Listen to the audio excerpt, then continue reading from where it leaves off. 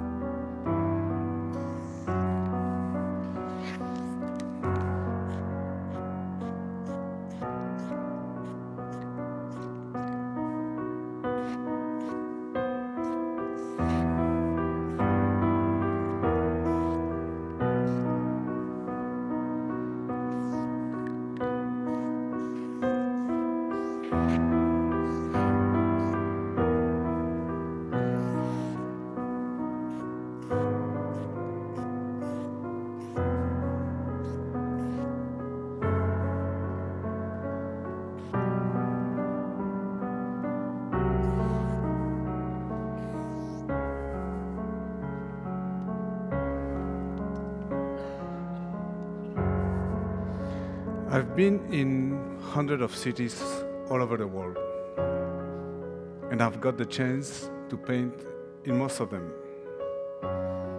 Thousands of walls, hundreds of trains, tags, throw-ups, stickers, you name it. I'm just a perseverant graffiti writer among the thousands and thousands of other writers just like me. Yes, I'm a writer, because it is what I do. It is what we do. We just write our name, that's it. Everywhere. Everywhere. People often ask themselves, what motivates us? Why destroying the urban environment? Why? Why would someone risk his or her life just to put the name up? Why? Why would you jeopardize a career just for painting? It is an absolute nonsense, if you ask me. Yes, we are writers, but we don't write poems or novels or critiques. We only write our name or the name of our crew. We write a name that we have chosen in order to exist in a world where we can truly exist and thrive. Yeah, but why this madness of the ego, this appetite for destruction, iconoclasm of modern times? Well, you know, there is always this time in your youth where you absolutely don't care about anything, nothing. And it is usually in that period of time that you do the most of damage in the streets. Tagging, bombing, the kind of stuff that irritates any kind of person, like any of you, I guess. Well, imagine that you're a kid growing up in a city. You do not know much about life. You don't have much references, knowledge, but yet you know that something is wrong with the establishment. You just don't fit. You just don't want to follow. You don't want to obey. This world is not made for me, but I still want to exist. So I eventually start to exist in another world, the graffiti world. The moment I take a spray can, a marker, I put my name on a wall, on a bus, on a train, it is in this world where I can truly grow and exist. Yes, I can even become a king. A king. Yeah, not because I have blue blood or about the title with money. No. In my world is made out of kingdoms, where every city is a kingdom, and every city has its own king. But you know, in the streets, it's not the guy that does the nicest thing, the fancy thing, the cute mural that get the title, no. It's the guy that got the courage to go out every single night, no matter what. The guy that paints the most. The guy that thrives. The guy that struggles. You know, it's like, imagine, you have to go back to the US in the late 60s actually. Imagine a tag, a train with just one tag, then another tag, then another one. Until some point there is no space to put your tag inside the train. Until there is no choice but to start putting your tag outside of the train. And then again, you put your tag, and again another one. Until someone came with a spray can and do it bigger, bigger and thicker.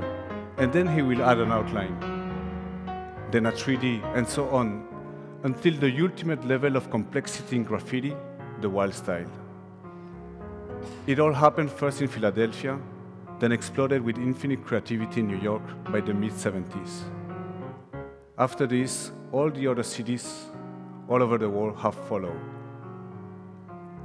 That is why people are still painting trains today, painting subways. It is for tradition.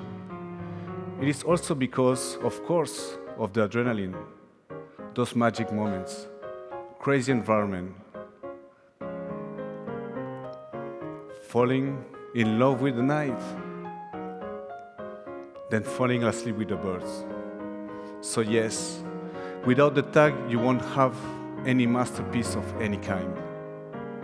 That's why graffiti is so important. That's why the tag is so important. The tag itself contains all the purity, all the strength, all the style. In itself is the core of this graffiti movement that is already omnipresent all over the world. I have to continue a bit.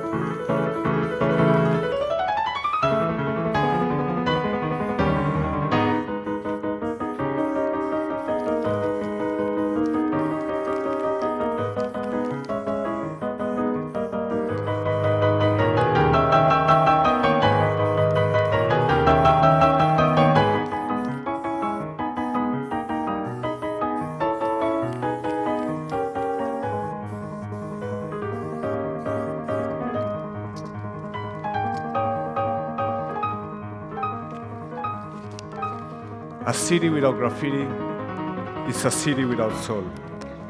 Back in the early days, the pioneers were just kids, mostly from the lower classes, Latino, Afro-Americans, and whites. They took markers and spray cans just to exist, just to be kings among themselves, creating the most amazing and complex creative form of art this planet has ever seen. Because there is no other artistic movement with as many adepts than graffiti. We are hundreds of thousands. We transcend geographical, cultural, and religious differences. We grow and learn from each other. It is a powerful, originally American subculture that the whole world had embraced.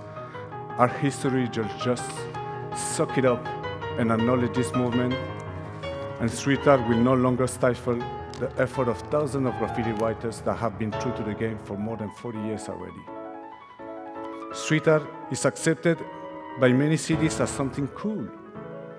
Street art cultivates individualism and is politically correct, even if it pretends to be against the establishment, against the status quo. It's just a very well-studied stunt carried out to pursue opportunistic selfishness, following the same blueprints as advertising does. It is about making money and buying themselves a good conscience. Graffiti, on the other hand, is family, is crew, it is relevant, and is linking the civil society everywhere. We do hundreds of murals in forgotten neighborhoods. We do workshop for the young, the older, the less fortunate, and without asking much in return. I remember going to Belfast almost 15 years ago. That neighborhood was full of amazing pieces from writers from all over the world. I looked at a piece done by an American writer named Sever. It was so fresh. It just looked like it was painted the day before.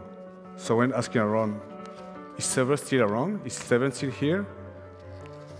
Well, people answer me, you know, here in Belfast, we take care of the murals because we are so used to see like war murals from the period with the war with the IRA that we are tired of this. We just want to see beautiful colors. That's why we take care of the murals.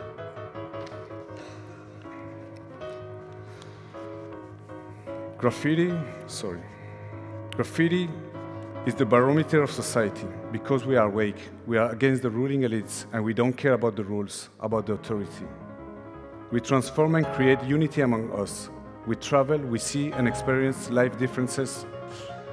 Yes, our beautiful differences. We do not watch TV or video games outside and has no limits. So when you go out, please have a look. Try to see for yourself how many different names exist around you. Ultimately, you will be able to read them. You will be recognized some names again and again in the craziest places. You will be happy to know that there is still kids running around at night. Some of them will be tomorrow's king. Someone is today king.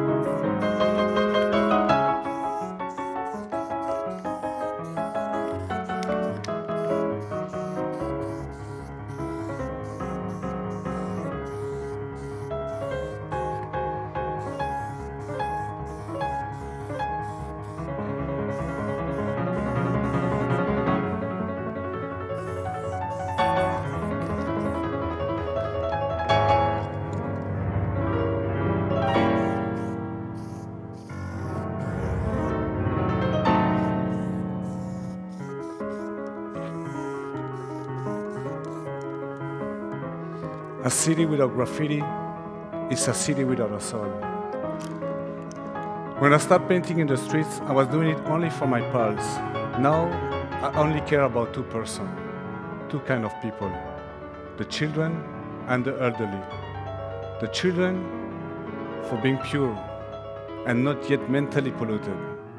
And the elderly, if I manage to put a shine in their eyes, make them smile in the face. You know, graffiti will disappear, ultimately fade away, when humanity is at peace with his real nature, with his environment. When cities are no longer an obstacle, a danger for any living being. When animals and plants could thrive with peace. In that moment, graffiti will have no longer any reason to exist. Thank you.